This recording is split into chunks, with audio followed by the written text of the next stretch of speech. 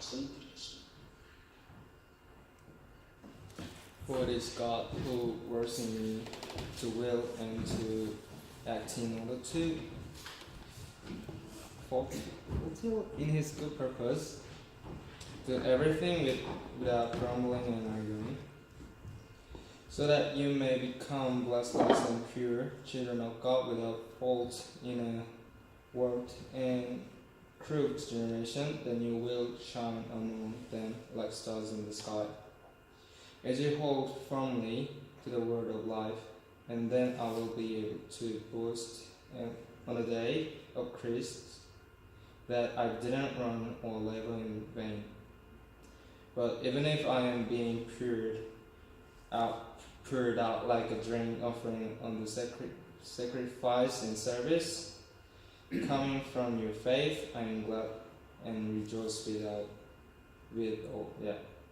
So you too should be glad and rejoice with me. 아멘. 아멘. 아멘. 감사합니다. 할렐루야. 아멘. 잘 지내셨습니까? 네, 지난번에는 두렵고 떨림으로 너희 구원을 이루라는 말씀을 드렸습니다. 우리가 예수님 믿으면 하나님 은혜로 죄사함 받고 즉시 구원받아 하나님 자녀가 되지만 진정으로 하나님 자녀다운 모습으로 성장하고 변화되기 위해서는 시간이 걸린다는 것이죠. 이것을 건설 구원이라고도 하고 성화의 과정이라고도 말씀드렸습니다. 또 하나님 자녀의 참된 형상을 이루기 위해서 힘쓰는 과정은 바로 우리가 천국의 상급을 쌓는 것입니다. 그렇기 때문에 여러 가지 어려움들이 있을지라도 하나님 자녀다운 모습으로 성장하기 위해서 또 하늘의 상급을 쌓기 위해서 최선을 다하는 우리 모두가 되기를 축원합니다. 아멘. 오늘 제가 설교 제목을 흠 없는 자녀라고 정해봤습니다. 그렇게 정하고 나니 나는 얼마나 흠이 많은 자녀인가 하는 그런 생각이 들었습니다. 우선 육신의 부모님께 참 흠이 많은 아들이다 라는 마음이 들었습니다. 사실 제 아버지는 할아버지 덕분에 좀 괜찮게 인생을 시작하셨는데 충남 금산이라는 그 시골에서 서울에 있는 대학 졸업하시고 약사가 되셨습니다. 저희 시골은 정말 차 소리가 거의 들리지 않을 정도로 천구적입니다. 거기서 큰아들은 검사, 작은아들은 약사가 되었으니까 개천에서 몸난 것이죠. 경제적으로 너무 넉넉하셨습니다. 제 아기 때 사진을 보면 큰 집에 자동차도 있었습니다. 근데 제가 어렸을 때 사업에 실패하신 이후로는 가난이라는 굴레를 벗어나지 못했습니다. 하지만 덕분에 외할머니가 계신 서울로 와서 강남중앙침례교회를 다니면서 온 가족이 참된 믿음을 갖게 되었습니다. 이 하나님의 역사하심은 참 신비롭죠.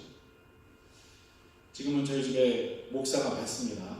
어머니, 누나, 매형, 이모부, 저까지 목사니까 이 외가 쪽 식구들과 가정 예배를 드리면 좀 재밌습니다. 목사가 많아서 누가 설교를 해야 하는지. 하여튼 이제 연로하신 부모님을 제가 잘 모셔야 하는데 누나도 개척교회 사모고 저도 이러고 있으니까 얼마나 흠이 많은 자녀입니까? 한국은 전통적으로 자녀가 부모님을 책임져갖고 일부 노후 대책 잘 세운 분들은 자녀들의 책임인 것이 현실이죠. 이번에 제가 한국 다니면서도 마음이 좀 무거웠습니다. 여러분은 어떠십니까? 흠 없는 자녀이십니까? 또 하나님 아버지께는 어떻습니까? 하나님 아버지의 흠 없는 자녀이십니까? 오늘 흠 없는 자녀로 사는 것이 무엇인지 같이 생각하며 은혜를 나누고 합니다. 첫 번째로 흠 없는 자녀의 삶은 성장하는 삶인 줄로 믿습니다. 여러분, 아기가 자라지 않는다면 얼마나 안타까울까요? 아기가 처음으로 엄마라고 말할 때 얼마나 기쁩니까?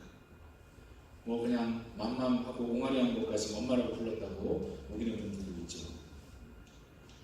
그런데 청년이 되어서도 엄마밖에 못하고 있으면 큰일 아닙니까? 신앙도 마찬가지입니다. 처음 예수님 믿고 주일에 교회 열심히 나오는 것 하나님 기뻐하시겠죠. 그런데 10년, 20년이 지나도 성장하지 않고 신앙이 어린아이 같다면 어떠실까요? 어린아이같이 순수한 것을 말하는 것이 아니죠. 어린아이같이 유치한 신앙을 말합니다. 히브리서 5장 11절 말씀입니다. 때가 오래되었으므로 너희가 마땅히 선생이 되었을 터인데 너희가 다시 하나님의 말씀의 초보에 대하여 누구에게서 가르침을 받아야 할 처지이니 단단한 음식은 못 먹고 젖이나 먹어야 할 자가 되었도다. 이제는 어려운 말씀으로 잘 깨닫고 순종할 수준이 되어야 하는데 그렇지 못하다는 것이지. 우리는 어떻습니까? 말씀을 잘 가르칠 수 있는 수준입니까? 아니면 아직도 이유식을 또 먹여줘야 하는 수준입니까? 처음에 말씀드린 두렵고 떨림으로 너희 구원을 이루라 하는 말씀에 이 부분도 포함되어 있는 줄로 믿습니다. 하나님의 말씀을 더 잘 알기 위해서 진지하게 노력하는 우리 모두가 되기를 축원합니다. 또한 신앙의 성숙을 위해서 더 기도하고 더 노력하는 우리 모두가 되기를 축원합니다. 아멘. 두 번째는 원망과 시비가 없어야 한다라고 했습니다. 14절에 모든 일을 원망과 시비가 없이 하라. 이 말씀이 이는 영어로 so that 이라는 말로 15절과 연결이 됩니다. 그러니까 원망과 시비가 없어야 흠없는 자녀다라는 것이죠. 이 원망은 비교할 때 생기지 않습니까? 저희 애들도 어렸을 때 뭐 하나 사주면 자기도 똑같이 사달라고 해서 늘 2개를 사줬던 것으로 기억이 됩니다. 다른 사람들과 비교하면 원망이 그치지 않게 될 것입니다. 저희 목회자들도 마찬가지죠. 이 김동원 목사님이라는 분의 설교를 들으면 참 부럽다는 마음이 듭니다. 이분은 목회뿐 아니라 물질에 대해서도 큰 복을 받은 분입니다. 이 목사님이 어렸을 때 아주 가난했는데 어머니가 헌금은 꼭 종이 돈으로 챙겨주셨답니다.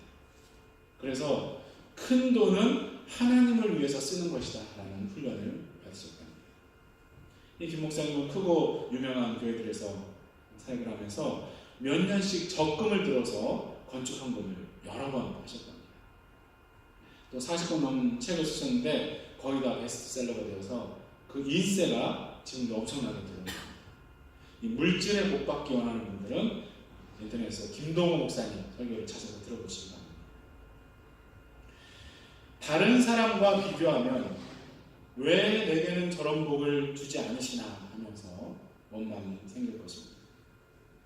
그렇지만 하나님 주신 달란트가 다 다르고 그 그릇의 용도와 크기가 다 다르다는 것을 기억하고 맡겨주신 자리에 충성하는 것이 하나님 뜻이라고 믿습니다.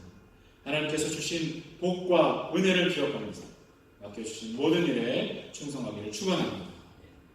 그래도 자꾸 비교하는 마음이 들면 송명희 시인의 나라는 찬송을 부르시기 바랍니다. 가사가 이렇게 됩니다. 나 가진 재물 없으나 나 남이 가진 지식 없으나 나 남에게 있는 건강 있지 않나 나 남이 없는 것 있으니 나 남이 못 본 것을 보았고 나 남이 듣지 못한 음성 들었고 나 남이 받지 못한 사랑 받았고 나 남이 모르는 것 깨달았네. 이 송명희 시인은 가난한 집에 뇌성마비로 태어나서 젊은 가운데 살았답니다. 말 한마디를 하려면 온몸을 비틀어야 하는데 하나님께서 주신 시를 쓰게 되어서 수많은 찬양으로 하나님께 영광을 돌렸습니다.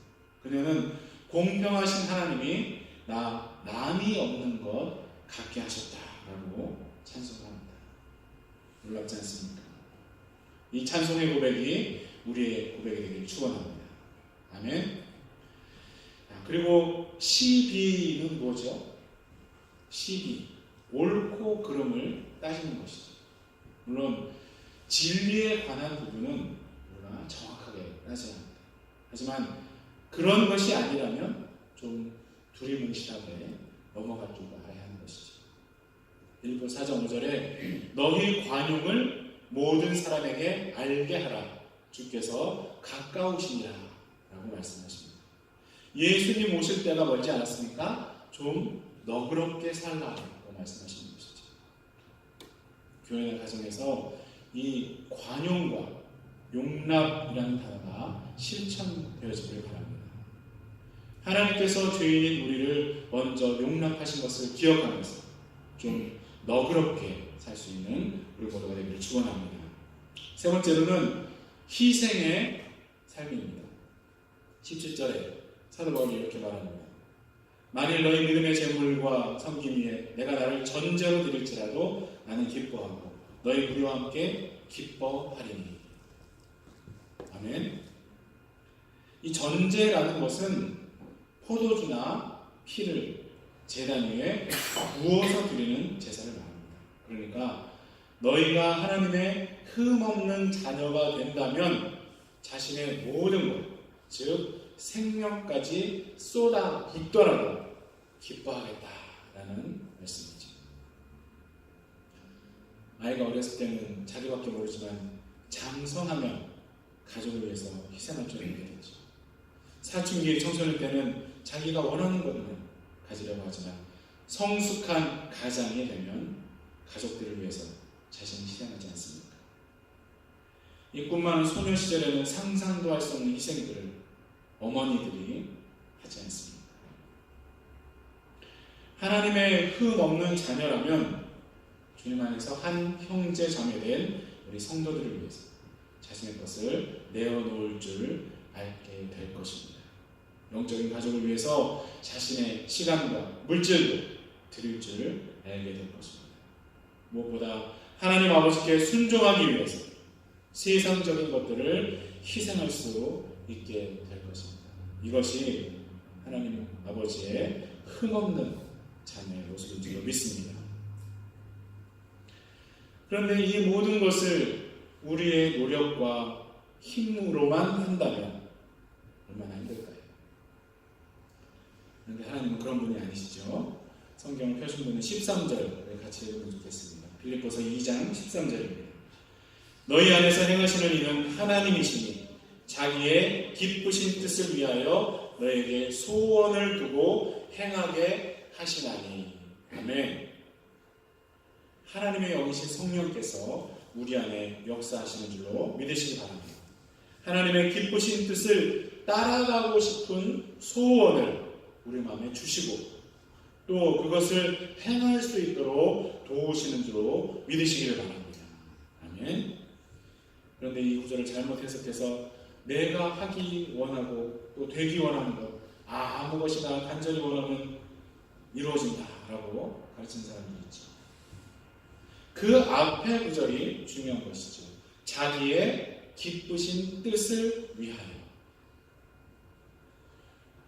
하나님께서 계획하시고 작정하신 그 뜻을 위해서 소원을 두고 행하도록 하시는 것이지 세상적인 야망이나 욕심을 이루어준다고 하신 말씀은 없습니다. 그러니까 많은 사람들이 건강하고 부자 되게 해준다고 해서 교회 왔다가 실망하고 떠난 거죠. 만약 이 건강과 번영의 복음이 옳은 것이라면 예수님이 십자가 죽지 않고 왕이 되어서 로마 군대를 다 물리치셨을 것입니다. 그러니까 하나님의 선하시고 기쁘신 뜻이 무엇인지 알기 위해서 더 간절히 더 깊이 기도하는 우리가 되어야 할 줄로 믿습니다. 그러면 하나님께서 성령을 통해서 우리 마음에 하나님의 꿈을 주시고 그 꿈을 향해서 나갈 수 있도록 인도하실 줄로 믿습니다. 우리의 자녀들도 세상 꿈이 아니라 하늘 꿈을 꿀 수 있도록 도와줘야 할 줄로 믿습니다. 세상이 가지라고 하는 것들에 현혹되어서 늘 끌려다니는 그런 삶이 아니라 하나님의 선하고 기쁘신 뜻을 소망하며 성령님의 인도하심에 따라 사는 삶을 살게 될 수 있도록 우리 부모님들이 기도하고 말씀을 잘 공급해야 할 줄로 믿습니다. 아멘. 오늘 하나님의 흠없는 자녀의 삶에 대해서 세 가지 말씀을 드렸습니다. 첫 번째, 말씀과 신앙 인격이에요. 성장해야 할 줄로 믿습니다. 두 번째는 모든 일에 원망과 시비가 없어야 할 줄로 믿습니다. 세 번째로 사도 바울같이 희생할 줄도 알아야 할 줄로 믿습니다. 이렇게 하나님의 흠없는 자녀가 되면 이 어그러지고 거스르는 세대 가운데서 복음의 빛을 비추고 생명의 말씀을 밝히게 된다라고 말씀하고 있습니다. 여러분이 하나님의 흠없는 자녀로 빛을 비추게 되기를 축원합니다. 여러분을 통해서 생명의 말씀이 밝혀지기를 축원합니다. 아멘. 근데 여러분, 하나님의 흠없는 자녀 되는 것에 대해서 자신 있으십니까? 저는 자신이 없습니다. 제 연약함과 허물을 제가 잘 알기 때문이죠. 그런데 우리 하나님 아버지는 우리의 허물을 보지 않으십니다. 그것은 예수님의 보혈을 통해서 우리를 보시기 때문이고 우리를 뜨겁게 사랑하시기 때문이죠. 구약의 아가서라는 성경 4장 10절에 이런 구절이 있습니다. 나의 사랑 너는 어여쁘고 아무 흠이 없구나. 아무 흠이 없구나. 이 아가서는 솔로몬 왕과 술람미 여인의 사랑 노래로 기록이 되어 있는데 이것은 단순히 사람 사이의 연애 편지가 아니라 하나님이 우리를 사랑하시는 것을 표현한 것이라고 생각합니다. 하나님이 우리를 나의 사랑이라고 부르시고 어여쁘다라고 하십니다. 그리고 아무 흠이 없다라고 하십니다. 우리를 얼마나 사랑하시면 그 독생자를 대신 보내셔서 죽게 하셨겠습니까? 사탄은 우리에게 늘 너는 흠이 많은 죄인이다 라고 하지만 하나님 아버지는 우리를 흠이 없는 자녀라고 선언하십니다. 그것은 우리가 예수님 보혈로 죄의 씻음을 받았고 예수님 안에 있기 때문인 줄로 믿습니다. 우리 공로나 노력으로는 절대로 성취할 수 없는 죄 사함의 은혜를 입었고 우리의 더러운 옷과 같은 의 그것과는 차원이 다른 하나님의 의를 덧입었기 때문인 줄로 믿습니다. 아멘. 우리 모두는 하나님의 흠없는 자녀로 성장해야 하고 원망과 시비를 버려야 하고 희생할 수 있는 수준까지 성장해야 할 줄로 믿습니다. 그렇지만 그 과정이 더디고 우리의 연약함과 허물이 보일지라도 실망하지 마시기 바랍니다. 우리의 부족함에도 불구하고 하나님은 그 영원하신 사랑으로 우리를 사랑하시기 때문입니다. 또한 하나님의 성령께서 우리 속에 거룩한 소원을 두고 행할 수 있도록 인도하시기 때문인 줄로 믿으시기 바랍니다.